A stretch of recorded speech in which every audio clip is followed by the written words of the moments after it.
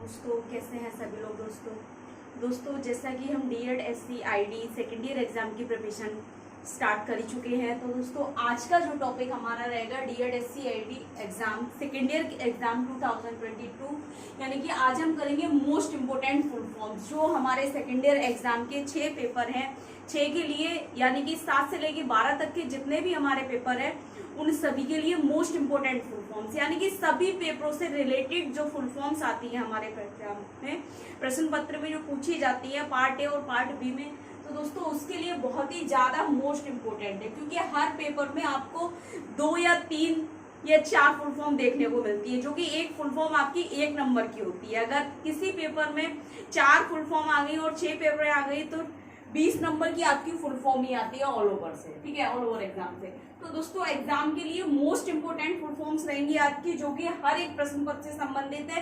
Paper 7, paper 8, paper 9, paper 10 और paper 11 और 12, ठीक है, सभी पेपरों से रिलेटेड आज की जो इतनी भी मोस्ट इंपोर्टेंट फुल फॉर्म्स है, ठीक है, कुछ 20 फुल फॉर्म्स है ये, जो कि बहुत ही ज्यादा मोस्ट इंपोर्टेंट है। और ऐसा नहीं है यही कराएंगे, इसके अलावा भी और भी रह रही है, वो भी सारी कराएंगे। कम से कम 3 या 4 क्लासेस में आपके एग्जाम से रिलेटेड जितने भी मोस्ट इंपोर्टेंट फुल फॉर्म्स रहेंगी वो कवर करा दी जाएंगे, ठीक है। चलिए स्टार्ट करते हैं आज की। देखिए दोस्तों, एक क्वेश्चन ये आता है कि अगर फुल फॉर्म इंग्लिश में ना कर पाए, ठीक है ना, तो हिंदी में करें तो नंबर मिलेंगे नहीं मिलेंगे। देखिए दोस्तों, आप हिंदी में भी कर सकते हैं, इंग्लिश में भी कर सकते हैं। हिंदी में भी नंबर पूरा मिलेगा, इंग्लिश में भी पूरा नंबर मिलेगा, लेकिन बस ये है आपको लिखा हुआ सही होना चाहिए, उसकी हिंदी शुद्ध होनी चाहिए, ठीक है। एक ऑप्शन और आता है, अगर हिंदी में भी नहीं समझ आ रहा है, इंग्लिश में भी समझ नहीं आ रहा, तो फिर कैसे करें, तो आप रोमन में कर सकते हैं। उसको कैसे करेंगे वो भी बताएंगे। देखिए सबसे पहले आज की फुल फॉर्म है RTE, राइट टू एजुकेशन, यानी कि शिक्षा का अधिकार अधिनियम, ठीक है। इंग्लिश तो ये हो गया इसका राइट टू एजुकेशन, शिक्षा का अधिकार अधिनियम, ठीक है। अब हम रोमन में कैसे करेंगे इसको, यानी कि हिंदी भी समझ नहीं आ रही, इंग्लिश भी समझ नहीं आ रही, तब आप कैसे लिखेंगे इसको, right to education, right to education, right to education. इस तरीके से भी लिखेंगे तो आपका नंबर नहीं कटेगा, पूरा 1 नंबर मिलेगा इसमें भी, ठीक है ना। तो ये 3 तरीके हैं, 3 मेथड है, आप 3 तरीके से अपनी फुल फॉर्म्स को आप पूरा कर सकते हैं, ठीक है। दूसरी देखिए CCE, continuous and comprehensive evaluation, यानी कि सतत और एवं व्यापक मूल्यांकन, एवं भी लिख सकते हैं आप और भी कर सकते हैं, सतत एवं व्यापक मूल्यांकन। और ये दोनों फुल फॉर्म आपकी पेपर 7 से मोस्ट इंपोर्टेंट है, ठीक है, सतत एवं व्यापक मूल्यांकन। तीसरी आपकी NCTE, national council of teacher education, राष्ट्रीय शिक्षक शिक्षा परिषद, राष्ट्रीय शिक्षक शिक्षा परिषद। नेक्स्ट है CABE, central advisory board of education, यानी कि केंद्रीय शिक्षा परामर्शी मंडल, वेरी वेरी मोस्ट इंपोर्टेंट, ठीक है। पेपर 7 के लिए वेरी वेरी मोस्ट इंपोर्टेंट है, और ये इस बार देख लेना, देखने को मिलेगी आपको पेपर 7 से, ठीक। नेक्स्ट है NCERT, national council of educational research and training, राष्ट्रीय शैक्षिक अनुसंधान और प्रशिक्षण परिषद। ये भी वेरी वेरी मोस्ट इंपोर्टेंट है पेपर 7 के लिए, हर बार पूछी जाती है, क्योंकि कुछ ऐसी फुल फॉर्म्स है जैसे NCRPD हो गई, NCERT हो गई, ये फुल फॉर्म हमेशा पूछी जाने वाली है। पेपर 7 के लिए भी मोस्ट इंपोर्टेंट है, और ये पेपर 11 जो आपका inclusive education for children with disabilities आपका पेपर 11 है, उसके लिए भी मोस्ट इंपोर्टेंट है। नेक्स्ट है NTA, the national trust act. एक चीज ध्यान रखना, जब आप इंग्लिश में इसको फुल फॉर्म कर देते हैं, आप इसका एक्सप्लेन करते हैं, इसका नेम शॉर्ट का, तब the national trust act the लगाएंगे तभी भी ठीक है, नहीं लगाएंगे तभी भी ठीक है, ठीक है, ये चीज कंफ्यूज मत होता।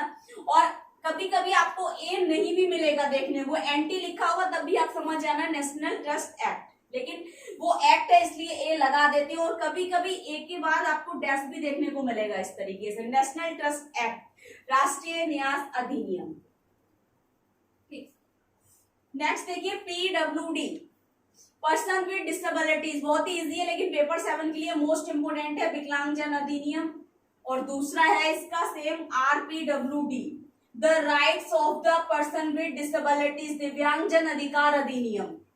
ठीक है, नेक्स्ट देखिए एएसडी, ऑटिज्म स्पेक्ट्रम डिसऑर्डर, स्वलीनता विकार, बहुत पूछी जाती है, पेपर 8 के लिए मोस्ट इंपोर्टेंट है ये, पेपर 8 जो है आपका उसके लिए वेरी मोस्ट इंपोर्टेंट। PDDNOS, ये भी मोस्ट इंपोर्टेंट है आपका पेपर 8 से, pervasive developmental disorder not otherwise specified. एक चीज ध्यान रखना, जब अगर पीडीडी आए तब आप नॉट अदरवाइज स्पेसिफाइड पूरा नहीं लिखेंगे, ठीक है। अगर पीडीडी डैश करके आपको एनओएस लिख के आए तब आप नॉट अदरवाइज स्पेसिफाइड लिखेंगे, वरना केवल आप परवेसिव डेवलपमेंटल डिसऑर्डर करके उसको छोड़ देंगे, ठीक है। और इसका हिंदी मुझे नहीं पता है, आप लोग अगर सर्च कर सकते हैं तो कर लीजिए, ठीक है। नेक्स्ट देखिए एमचेट, MCHAT, modified checklist for autism toddlers, ठीक है, ये चेकलिस्ट है ऑटिज्म की। नेक्स्ट देखिए DSM-5, diagnostic and synthetical manual of mental disorder. अब ये आपकी 1, 2, 3, 4, ये चारों आपकी पेपर 8 के लिए वेरी वेरी मोस्ट इंपोर्टेंट है,